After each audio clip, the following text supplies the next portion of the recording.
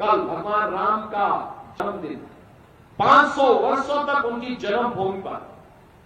500 वर्षों तक उनकी जन्मभूमि पर भगवान राम का जन्मोत्सव मनाने से वंचित रखा गया हम लोगों को।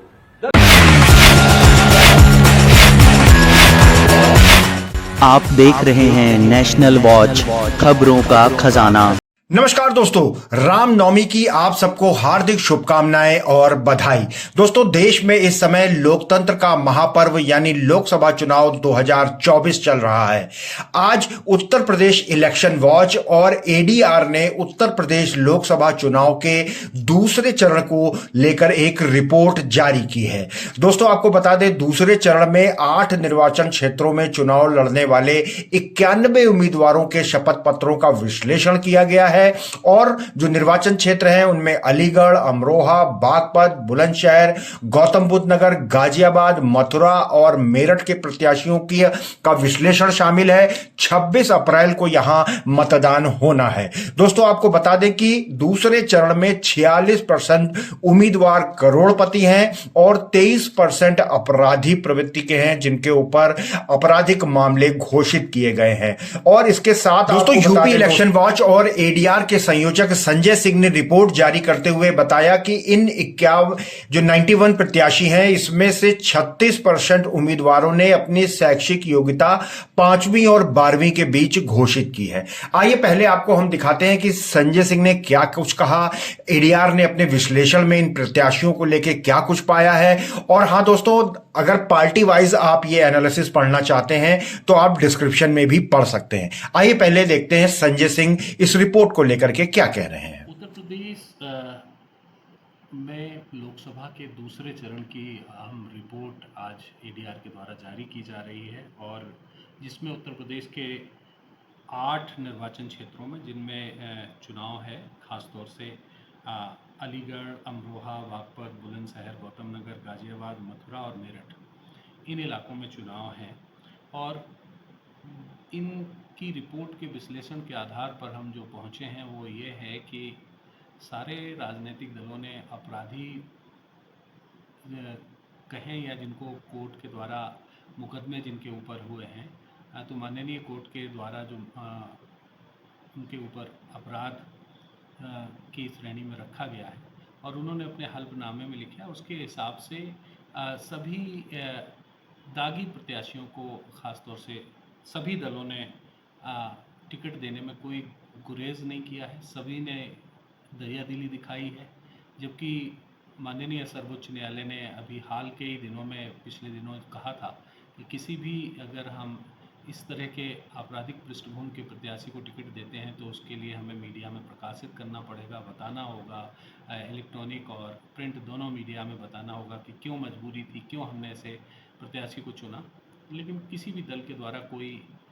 इसमें रुचि नहीं दिखाई गई है। और बड़ी बात यह है कि आपराधिक मामले में, गंभीर आपराधिक मामले की प्रवृत्ति के प्रत्याशी हैं। बड़ी रोचक बात यह है कि जब पूरे देश में साक्षरता दर बढ़ रही है, लगातार भारत एक विकसित देश की तरफ बढ़ रहा है और हम सब एक तरह से कई मायने में बहुत उन्नति कर रहे हैं, लेकिन लोकसभा के चुनाव के दौरान हमें देखने को मिल रहा है कि कई प्रत्याशी ऐसे हैं कि जो या तो साक्षर हैं या फिर मैट्रिकुलेशन से भी कम पढ़े लिखे हैं। तो आखिर देश की सबसे बड़ी संसद में इस तरह के लोग अगर पहुंच रहेंगे तो किस तरह से फिर हम एक अच्छे कानून और एक गवर्नेंस की जो बात करते हैं वो कैसे होगी। और दूसरा, महिलाओं को टिकट देने में बहुत, प्रत्याशियों के चयन में खासतौर से महिलाओं को बहुत कम महत्व दिया जा रहा है। ये कुछ महत्वपूर्ण बातें हैं और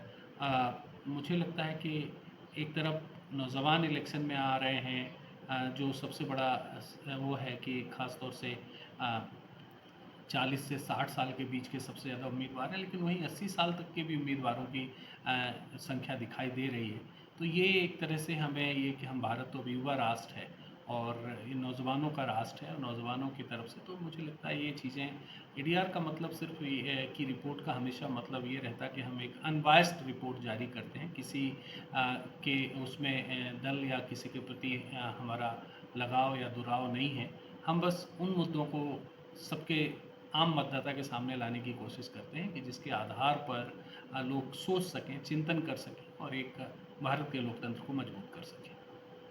दोस्तों, यूपी इलेक्शन वॉच और एडीआर हर चुनाव में इस तरीके की रिपोर्ट जारी करता है। जो भी शपथ पत्र प्रत्याशियों द्वारा दाखिल किए गए हैं उनका विश्लेषण किया जाता है, फिर एक एवरेज निकाला जाता है और इसका मूल मकसद यही है कि लोकतंत्र की नींव मजबूत हो, लोग अपने प्रत्याशियों के बारे में जाने और राजनीतिक दलों को भी एक डर और भय बना रहे कि इस तरीके की रिपोर्ट्स आती हैं जो जनता को सही सूचना पहुंचाती हैं। दोस्तों, अब बारी है मतदाताओं की कि अपने आपके क्षेत्र में जो भी प्रत्याशी खड़े हैं उनका विश्लेषण आपके सामने है, तो देख समझ करके वोट करिए और वोट की ताकत को, वोट की चोट को मजबूती के साथ करिए ताकि हर एक दल के अंदर यह भय बना रहे कि जनता जब चाहे तब सरकार बदल सकती है और सही निर्णय न लेने वालों की गद्दी कभी भी जा सकती है। यह हमने आज आपको दिखाई है लोकसभा चुनाव 2024 में उत्तर प्रदेश में लोकसभा निर्वाचन के दूसरे चरण की कुछ तस्वीरें, और इसके बाद जब तीसरे चरण की रिपोर्ट